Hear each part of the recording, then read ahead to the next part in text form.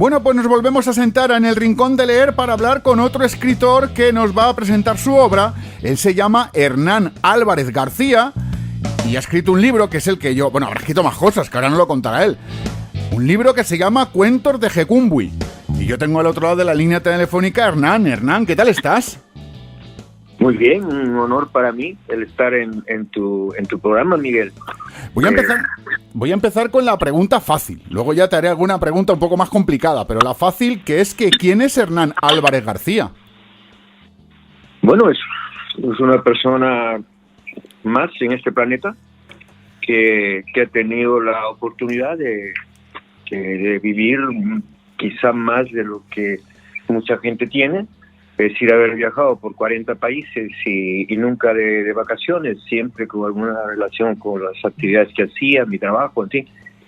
Y el honor de que esta vida me haya permitido pues saborear y vivir culturas distintas y personas maravillosas en todo el planeta con un denominador común que es el ser humano en el fondo.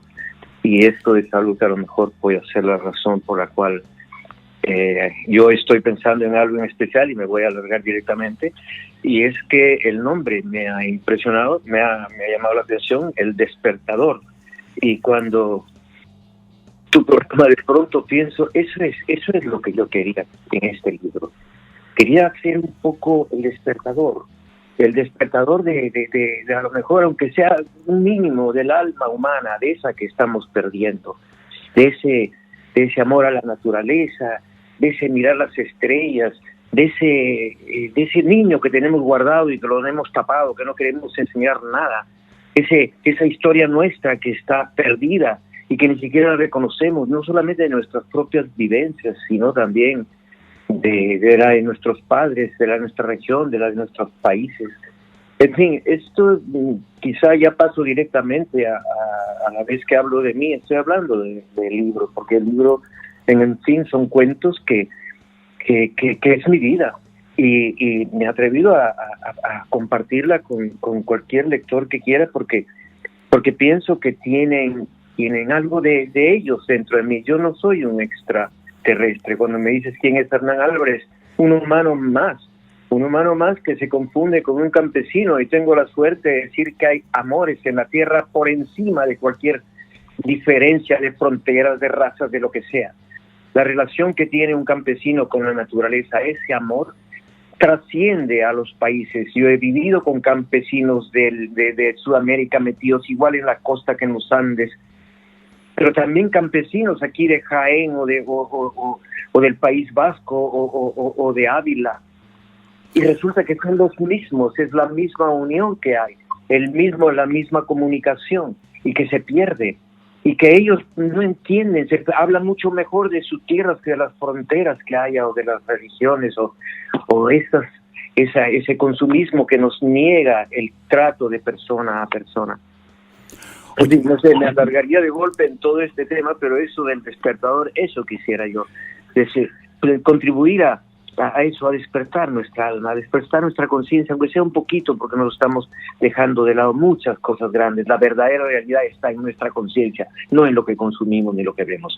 Bueno, me he alargado quizá un poco. No, está bien, a mí me gusta escucharos, de verdad, que esto es un placer poder escucharos a los que invitáis a venir al programa, porque así me ahorráis preguntas. Oye, pero que quiero yo que me cuentes un poquito más de ti. Tú naciste en Iquitos, que eso está a orillas del Amazonas, y eso está en Perú, ¿no? Y a los 17 años te vienes a España. Cuéntame, ¿cómo fue un poco eso? ¿Cómo fue tú hasta los 17 años y luego venir a España? Sé que estudiaste medicina en Salamanca. ¿Cómo fue tu transición de vivir allí a vivir aquí?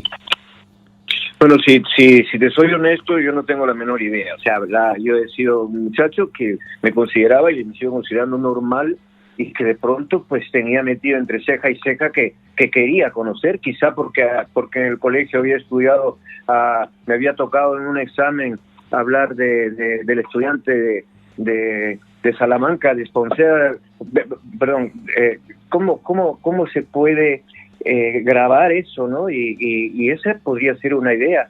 el viajar, el que desde niño me tocó viajar en diferentes regiones del Perú, igual en la costa que en la sierra. Nací en el medio de la selva, me crié entre los Andes, en las alturas, y también en el desierto, en la parte norte del Perú. En fin, esto ha hecho que de pronto pues me vea embarcado casi de polizonte, porque no tenía dinero prácticamente, y he llegado a trabajar y a ganarme la vida para poder estudiar. Y era una aventura la vida misma, y era una sensaciones de libertad que me dio el ser campesino de muchacho, y eso quizá ha sido el motivo que hiciera este salto. Y luego el llegar, el tener la suerte de haber estudiado en Salamanca ha sido uno de los grandes regalos que me ha hecho la vida a mí. Llegar a mis 17 años a empezar a estudiar medicina allí, pero no era estudiar medicina solo, era estudiar Salamanca, era estudiar historia, era estudiar España, era estudiar el planeta entero, allí metido en mis venas, ¿no? Un momento donde todavía teníamos la ola de Unamuno allí, donde empezaba a haber un despertar de las conciencias profundas de libertad, en fin, de cosas que han hecho que yo pudiera ir formándome como me siento ahora. He viajado por diferentes países, lógicamente como estudiantes que no tenía como vivir, lógicamente se tenía que trabajar los veranos, y por eso tenía que igual estar en Alemania que en Suecia, o yo que sé, o en Inglaterra, pero también me tocaba andar por otros sitios ya por mi interés propio, como puede ser cabalgar con los beduinos en yo que sé, en Marruecos, ¿no? En fin, eso es un poco, y lógicamente hice medicina. Considero la vida lo más grande que existe en el planeta, y dentro de ello la mujer en sí, que eso fue por lo que me dediqué a la ginecología en principio, por lo que representa dar vida, esa grandeza que hay, y eso lo estudié en Alemania, como hice la especialidad allí.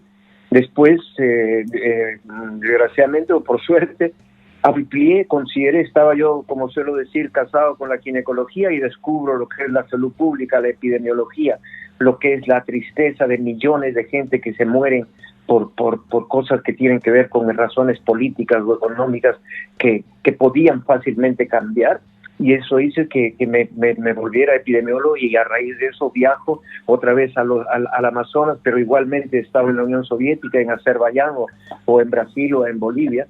Y esto hace que me llegue un momento que estas historias que me las he ido viviendo día a día, pues las intente plasmar, pero dando fuerza a dos cosas. Una es a mi infancia, con el amor al campesino en principio, porque creo que es algo que nos guarda a nosotros como seres humanos, pero por otro lado también las vivencias propias del ser humano, nuestros dolores, nuestras angustias, el mirar al cielo, que a veces dejamos de mirar para preguntarnos qué hay más allá, ese enjuiciamiento a Dios que debemos tener cada una de las personas.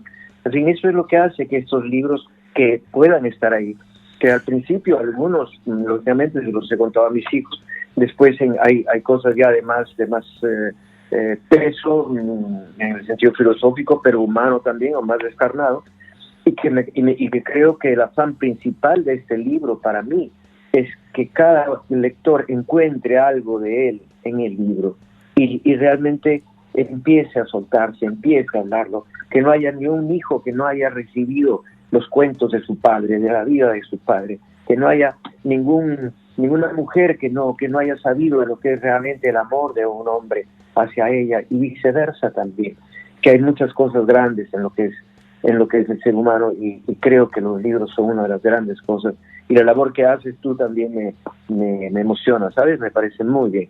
Oye, Cuentos de Gecumbe es tus historias, está basada en tus vivencias, pero ¿por qué se llama Cuentos de Gecumbe?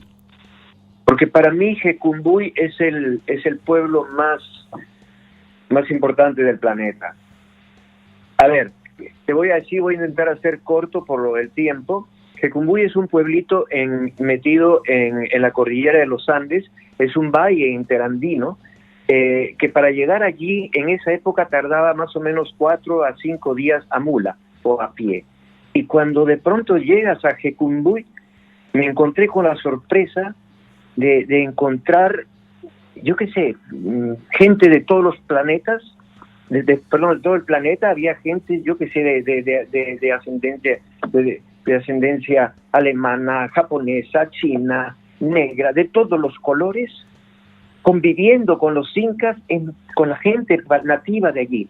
Pero no solo eso, sino que había historias de más de 3.000, 5.000, creo que hasta 8.000 años de antigüedad, pre-incaicas, que también dejaron sus restos allí y que están ahí casi presentes, casi palpables. Por otro lado, es un pueblo con una riqueza porque hay todas las frutas que te puedas imaginar, existe un clima que es maravilloso, en fin, son muchas cosas que cuando de pronto nos sentamos con los campesinos a poder tratar el tema de salud con ellos mismos, porque estaban soportando una epidemia de malaria, esas que no conocían antes, y había que sentarse después de la campaña de trabajar con el campo, por las tardes cuando se ocultaba el sol, empezar a tratar los temas de salud. Y esa unión de la gente, ese romper las barreras, esa sensación de ser humano en el rincón más alejado del mundo probablemente, eso es algo que a mí me impactó y lo llevo como mensaje de vida de lo que es el ser humano aquí, ¿no? ¿Cómo llegaron ahí a confundirse con los chachapoyas, con con gente de los manchoco o culturas? Es increíble lo que representa este pueblito metido ahí, y eso es lo que me hizo a mí sacarlo, porque ese eje Cumbuy lo encontré, en la Sierra del Segura, ahí en las juntas de Jaén, o lo encontré en Espejo, en Álava, o en Cabezas de Alambre, en Ávila. Entonces, en los pueblos más sencillos, y resulta que era lo mismo, es lo mismo que yo veo ahí. Oye, Hernán, ¿cuánto tiempo has tardado en escribir este libro?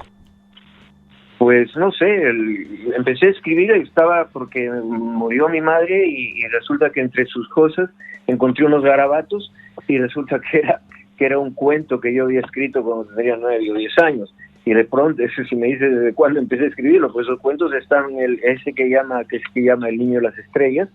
Es el momento en que un niño de pronto ve el cielo y dice, ¿qué es esto?, ¿no? Y hace conciencia de eso. O ve a una niña y descubre que es algo maravilloso y no sabe cómo encajarlo, ¿no? Esto es un poco el inicio, pero he ido escribiendo, igual que vivencias como médico que me han hecho como tener conciencia de lo que es el drama de los lastres de una guerra, o simplemente del subdesarrollo o la presión o la injusticia social.